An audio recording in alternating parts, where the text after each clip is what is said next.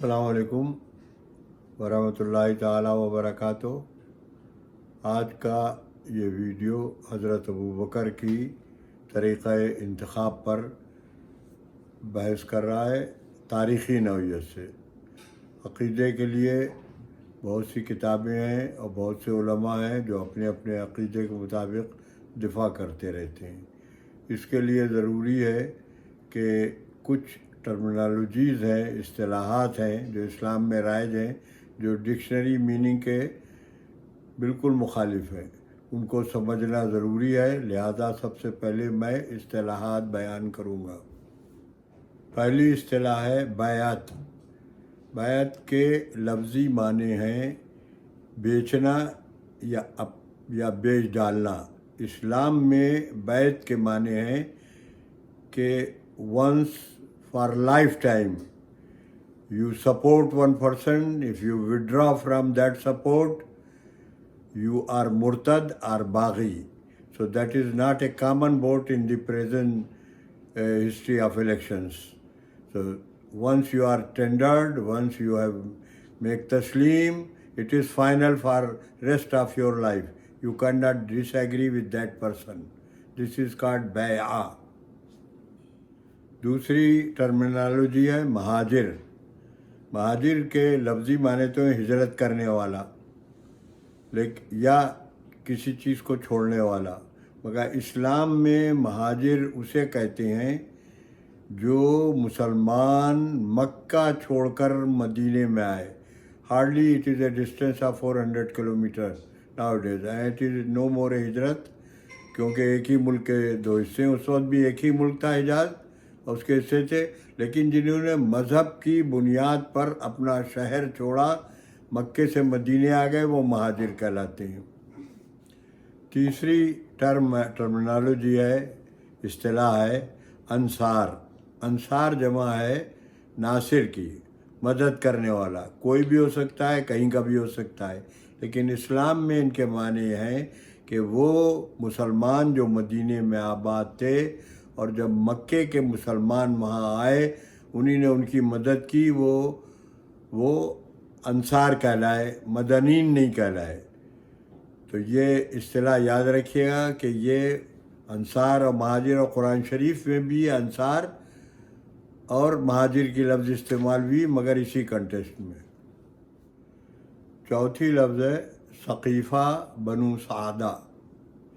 ثقیفہ سقف سے بنا ہے جس کے معنی روف کے ہیں، ثقیفہ معنی شیلٹر، چھتا۔ بنو سعدہ یہودیوں کا ایک قبیلہ تھا قبل اسلام، وہ بنو سعدہ کہلاتا تھا، اولڈ یثرب کے رہنے والے۔ وہ جب کوئی کامن ڈسکشن ہوتا تھا یا گپیں مارنے کے لیے جمع ہوتے تھے تو اسی میں جمع ہوتے تھے، اس چھپر میں، تو اسے ثقیفہ بنو سعدہ کہتے ہیں۔ اسلام میں اس کی اہمیت یوں بڑھ گئی کہ اسلام آنے کے بعد جب رسول اللہ کا انتقال ہوا تو مسلمانوں کی جو پہلی میٹنگ ہوئی وہ اس چھپر میں ہوئی، ثقیفہ بنو سعدہ میں، اس لیے یہ ہمیشہ ریفرنس دیا جاتا رہتا ہے۔ مکے سے جو مسلمان مدینے کی طرف ہجرت کیے تھے، وہ کسی نہ کسی پشت پر، کسی نہ کسی جنریشن میں جا کر وہ قیطانی قبیلے سے مل جاتے ہیں۔ عرب کا قبل مسیح سب سے پرانا قبیلہ قیطانی ہے۔ اس کی دو مین برانچز ہیں، اتیبی اور اسیمی۔ آج بھی سعودی عرب میں اوریجنل عرب جو ہیں وہ فخریہ اپنے آپ کو اتیبی یا اسیمی لکھتے ہیں۔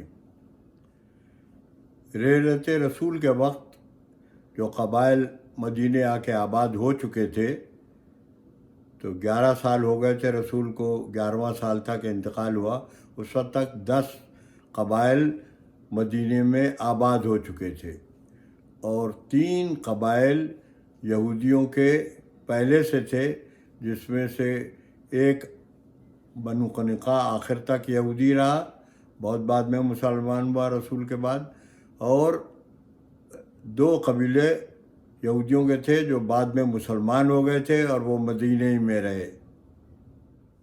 قبائلی نظام میں آج بھی جہاں قبائلی سسٹم ہے، جیسے شمال پاکستان میں یا بنگلہ دیش کے ساؤتھ ایسٹ میں ناگا قبائل ہیں، وہاں یہ ہوتا ہے کہ شریک جلسے میں سب ہو سکتے ہیں، مگر ووٹ یعنی رائے یا فیصلہ صرف رئیس قبیلہ کا ہوتا ہے۔ اب اس پریٹیکسٹ کے بعد اب آپ کو بتاتا ہوں کہ رسول کے انتقال کے وقت کیا کیا کارروائیاں ہوئیں، کیا کیا میٹنگیں ہوئیں۔ رسول کی حالت بدھ کے دن خراب ہوئی 29 صفر کو 11 ہجری میں بقول اہل سنت کی کتب کے، اور وہ بگڑتے بگڑتے پیر کو آپ کا انتقال ہو گیا، اور منگل بدھ کو آپ کی تدفین ہوئی۔ دفن میں، کفن دینے میں اور غسل دینے میں کوئی ایک مہاجر یا انصار شریک نہیں ہوا۔ مردوں کا اگر جوڑا جائے تو صرف 6 مرد تھے، اور باقی کوئی جو لوگ خلافت میں انٹرسٹڈ تھے اور ان کے جتنے تابعین تھے کوئی بھی موجود نہیں تھا، اور رسول کی میت 3 دن گھر پر پڑی رہی۔ انتقال کے وقت سے لے کے تدفین تک حضرت علی نے یہ اہتمام کیا تھا کہ پیر کو انتقال ہو گیا تھا، مگر دفن اس لیے نہیں کیا فوراً کہ عمدن کہ کوئی یہ اعتراض نہ کرے کہ آپ تھوڑا انتظار کرتے تو ہم آ جاتے۔ 3 دن انتظار کیا کہ اصل معاملہ سب پر ظاہر ہو جائے۔ جب ان کا انتقال ہوا اور ظاہر ہے سب بیویوں کے گھر حضور کے حجرے سے متصل تھے، 9 بیویاں تھیں، اور ان دنوں یہ ساؤنڈ پروف مکانات نہیں ہوتے تھے، چٹائیوں کی چھتیں، چٹائیوں کی دیواری ہوتی تھیں، کوئی ساؤنڈ پروف سسٹم نہیں تھا، لہذا جو کارروائی ہو رہی تھی وہ سب پر ظاہر تھی۔ تو حضرت عمر کی بیٹی کا نام تھا حضرت حفصہ جو حضور کی بیوی تھی، حضرت ابو بکر کی بیٹی کا نام تھا حضرت عائشہ جو رسول اللہ کی بیوی تھیں، لہذا کسی سے مخفی نہیں تھا۔ فوراً رسول اکرم کے انتقال کی اطلاع عمر کو ہوئی، وہ ننگی تلوار لے کے مسجد نبوی میں ٹہلنے لگے اور کہنے لگے رسول کبھی نہیں مرتا، اور جو یہ کہے گا میں اسے ماروں گا، اور ایک اپنا قاصد بھیجا، کیونکہ ابو بکر اس وقت مدینے میں تھے ہی نہیں، ایک قاصد بھیجا، اور حضرت ابو بکر اس وقت مدینے قریب ایک گاؤں ہے، اب بھی گاؤں ہے، وہ بیدہ نام ہے اس کا، وہاں تھے وہ، اور کہا جلدی آ جاؤ۔ تو جب ابو بکر وہاں پہنچ گئے اور ابو بکر اور انہیں نے مل کے کہا کہ ہاں رسول اللہ رسالت نہیں مرتی، محمد کا انتقال ہو گیا ہے، یہ اس لیے ڈرامہ رچایا تاکہ ابو بکر آ جائیں۔ اگر اسی وقت یہ ہو جاتا کہ رسول کا انتقال ہو گیا ہے تو انصار موجود تھے اور وہ خلیفہ کا اعلان کر دیتے۔ بہرحال انصار پہلے سے بنو سعدہ میں جمع تھے، ان کی تعداد 11 تھی۔ ابو بکر 2 اور مہاجروں کو لے کے وہاں پہنچے، اور بہت بحث ہوئی، یہاں تک بحث ہوئی کہ تاریخ میں لکھا ہے ہاتھا پائی ہوئی۔ حضرت عمر نے ایک انصار کا گلا پکڑ لیا اور اس کے بیٹے نے چھٹایا، اور عجب نہیں تھا کہ وہ انہیں مار دیتے۔ غرض اس المغوچی دنگا مشتی میں ابو بکر کی خلافت کا اعلان ہوا، اور جلدی سے مسجد میں آئے، انصار ابھی اندر ہی بیٹھے تھے، اور ممبر پر چڑھ کے اعلان کیا کہ میں بیعت کرتا ہوں، سب لوگ بیعت کریں۔ کسی نے بیعت نہیں کی، صرف 3 مہاجروں نے بیعت کی۔ ثقیفہ بنو سعدہ میں 11 انصار، 5 مہاجر تھے۔ تو اس لحاظ سے نہ تو عرب میں 100 سے اوپر قبیلے تھے، اور تعداد مسلمانوں کی 1 لاکھ سے اوپر تھی۔ یہ کیسے میں کہہ رہا ہوں، آخری مرتبہ جو خطاب کیا ہے غدیر خم میں، تمام تاریخوں میں ہے کہ 1,24,000 اصحاب تھے۔ تو بھائی کچھ اصحاب تو اس وقت مدینے میں ہوں گے، اگر کچھ نہیں تو کم سے کم 5,000 تو وہاں ہوں گے، اور قرب و جوار میں جوڑ لیا جائے۔ ٹوٹل 16 آدمی تھے، 16 میں صرف 4 نے بیعت کی، 11 نے بیعت کی نہیں۔ پھر بھی بعض حضرات کا یہ خیال ہے کہ وہ متفق علیہ خلیفہ ہیں۔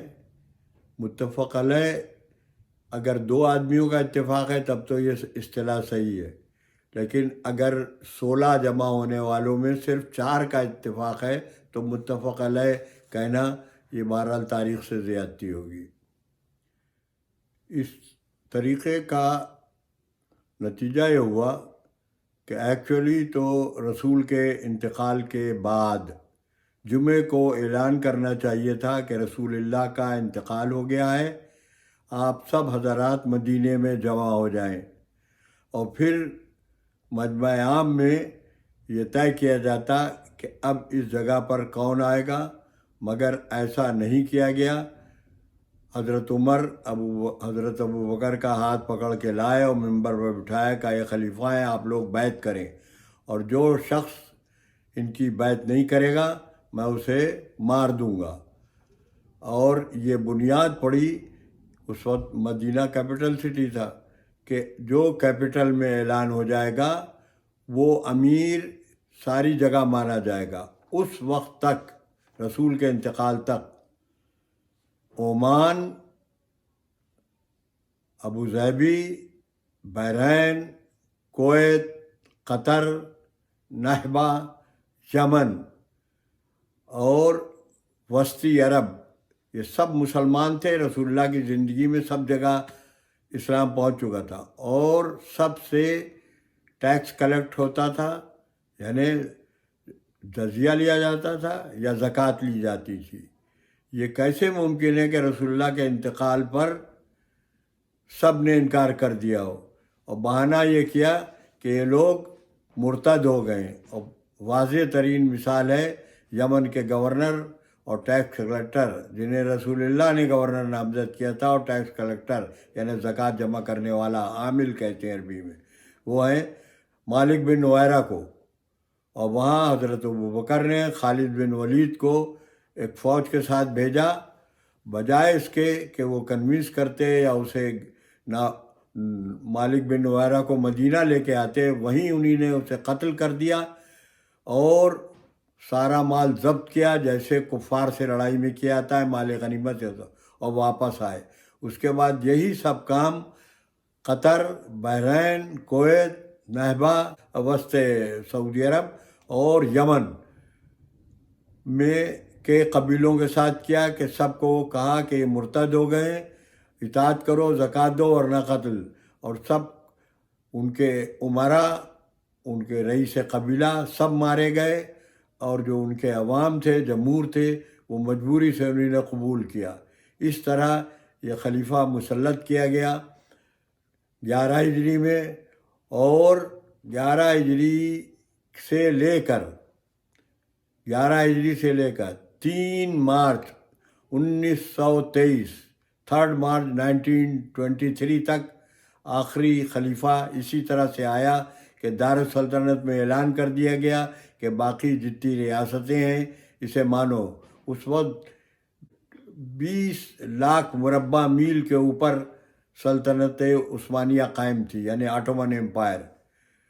تو جب وہ بیٹھے، پہلی جنگ عظیم میں ترکی کی شکست ہوئی، اور پھر وہ جمہوریہ بنا، 6 مہینے کے اندر آفیشلی خلافت ختم کی گئی، اور انہیں پیرس ڈپورٹ کیا گیا۔ مرے پیرس میں سعودی عرب کے بادشاہ، بہرحال بادشاہ کو بچاتا ہے، انہی نے کہا کہ ان کی میت ہمیں دے دیں، اور مدینے میں انہیں گمنام قبرستان میں دفن کر دیا گیا۔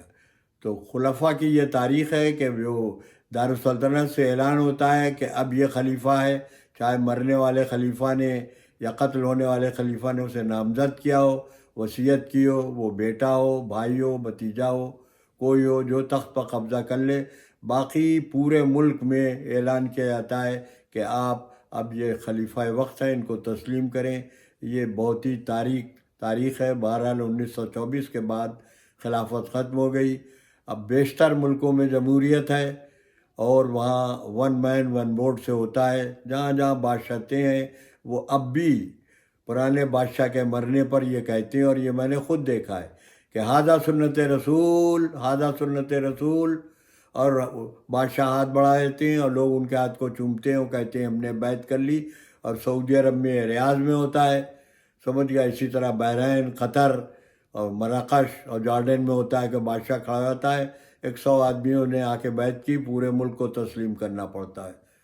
آج کا یہ ویڈیو ختم ہوا. انشاءاللہ اگلے ویڈیو میں دوسرے اور تیسرے خلیفہ کے طریقہ انتخاب پر بات ہوگی.